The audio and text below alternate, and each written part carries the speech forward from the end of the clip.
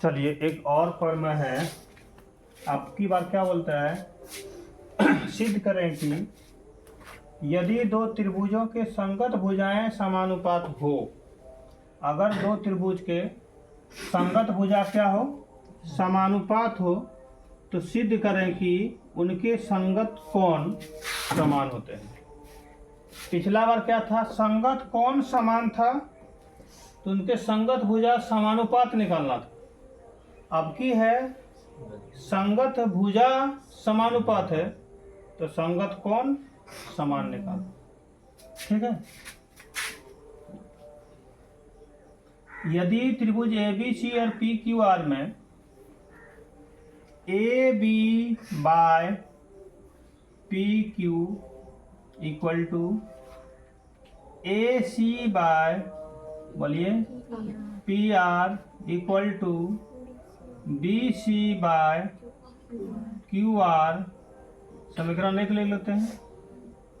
त्रिभुज में दिया गया है, ये दिया है, तो हमको सिद्ध क्या करना है, तो सिद्ध करना है कि क्या सिद्ध करना है, कोण A बराबर कोण P, कोण B बराबर कोण Q तथा कोण C बराबर कोण, यही सिद्ध करना है। रचना में क्या करेंगे, फिर वही करेंगे, क्या करेंगे, AB बराबर PS TS तथा AC बराबर PT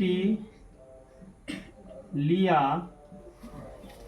तथा ST को मिलाया जो ST समांतर QR है।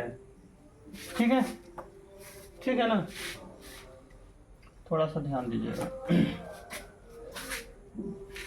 चूंकि ST समांतर QR होगा कि नहीं होगा, तो कोण P नामांकन कर देते हैं, समझने में अच्छा रहेगा। 1 2 3 4 5 6 7 8, समझने में आसान हुई हो। ठीक है, तो कोण 2 बराबर कोण 3, कोण 5 बराबर कोण 4, काय होगा भाई, एकांतर कोण है। कौन कौन है, एकांतर कोण है। तिर्यक छेदी रेखा के एकांतर कोण क्या होते हैं, अंत एकांतर कोण क्या होते हैं, समान होते हैं। तो यहाँ कोण और यहाँ कोण क्या होगा, समान होंगे। तो देखिए ये रेखा समांतर है कि नहीं, तो ये रेखा जो समान है, तो यहाँ का कोण और यहाँ कोण क्या हो जाएगा, समान हो जाएगा, है कि नहीं। तो इसको हम क्या बोलेंगे, संगत कोण बोलेंगे, एकांतर कोण नहीं बोल के क्या बोलेंगे, संगत कोण होगा। क्योंकि इसी प्रकार का डायग्राम वहां भी बना हुआ है ना। देखिए इसको यहाँ से डिलीट कर दीजिए, इसको भी यहाँ से डिलीट कर दीजिए, बना है उस तरह। यहाँ का कोण 2 और यहाँ कोण 3, डायग्राम है 2 और 3 संगत कोण है। इसको आगे बढ़ा दीजिए, इसको आगे बढ़ा दीजिए, यहाँ कोण क्या हुआ, संगत कोण। यहाँ क्या लिखेंगे हम, संगत कोण। संगत कोण क्या हो गया, संगत कोण क्या हो गया, समान हो गया। इसका मतलब 2 और 3 बराबर और 5 और 4 बराबर हो गया। अच्छा 2 3 बराबर और 4 5 बराबर। तो संगत भुजा क्या बोल रहा था, संगत भुजा समानुपात है, तो संगत कोण निकालना है, नहीं संगत कोण निकालना है।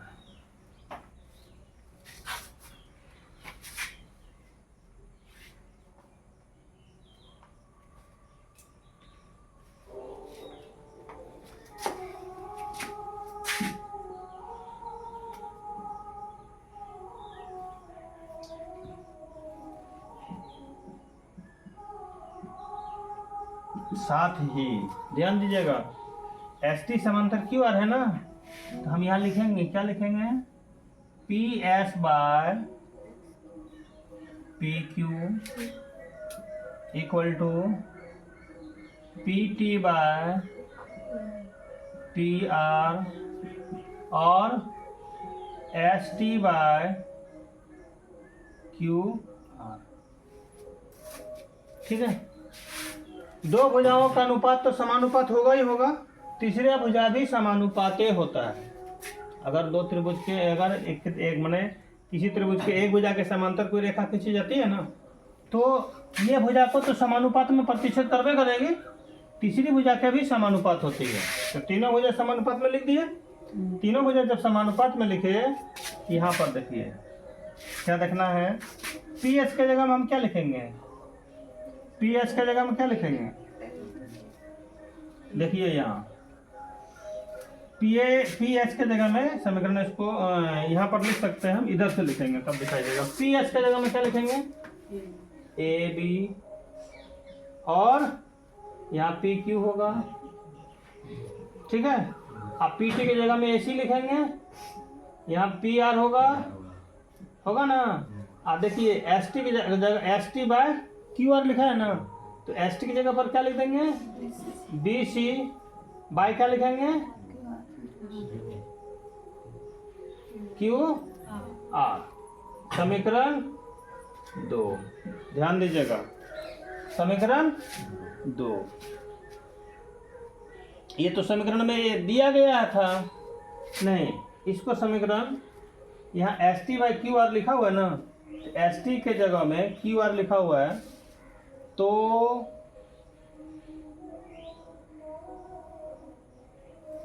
एस टी के जगह में एस टी ही रहने दीजिए, कोई दिक्कत थोड़ी। एस टी की जगह में एस टी ही रहने दीजिए।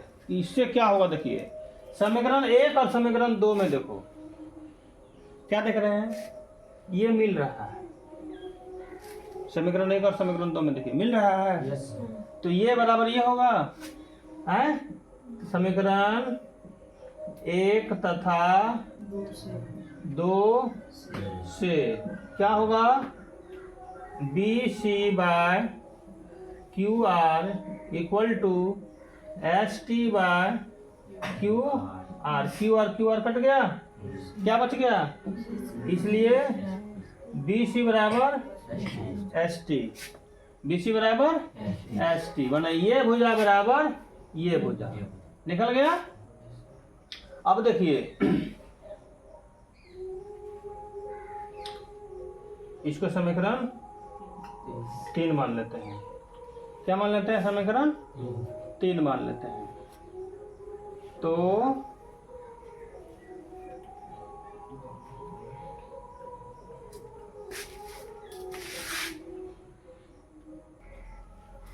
चलिए अब देखिए यहाँ पर,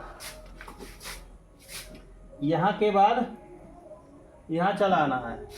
यहाँ क्या रखना है, चूंकि त्रिभुज ए बी सी तथा त्रिभुज पी एस टी में, पी एस टी में ध्यान दीजिएगा, क्या ध्यान दीजिएगा, ए बी बराबर पी एस और ए सी बराबर पी टी, रचना से इसको किए थे, आए और अबरी कौन सी निकला, बी सी बराबर एस टी निकला ना।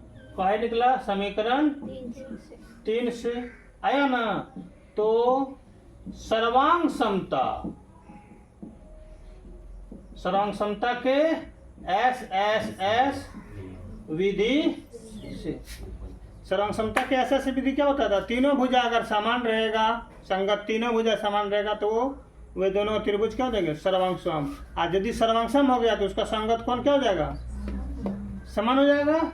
इसलिए क्या हो जाएगा, कौन देखिएगा 6 बराबर कौन 1, समझ रहे हैं, कौन 7 बराबर कौन 2 है, कौन 8 बराबर कौन 5। 3 कहाँ से पा गया ये सब है? कौन 8 बराबर कौन 5। समझ में नहीं आ रहा है तो ऐसे देखिए, कौन ए बराबर कौन पी, कौन बी बराबर कौन एस, कौन सी बराबर कौन टी। तीनों संगत कौन क्या हो जाएगा, समान निकल रहा है। लेकिन छोटका त्रिभुज का बात नहीं कर रहा है। कौन त्रिभुज का बात कर रहा है, बड़का त्रिभुज का बात कर रहा है। अब बड़का त्रिभुज का जब बात कर रहा है तो हम यहाँ लिखेंगे इसलिए, या इस प्रकार, या अतः लिख दीजिए। अतः ध्यान दीजिएगा, कौन ए बराबर कौन पी, ठीक है, कौन ए बराबर कौन पी, कौन बी बराबर कौन सी होगा, कौन एस बराबर कौन क्यू। हुआ, होगा कि नहीं संगत कौन। और कौन क्या होगा, सी बराबर कौन टी बराबर कौन आर। यहाँ क्या लिख सकते हैं, संगत कौन।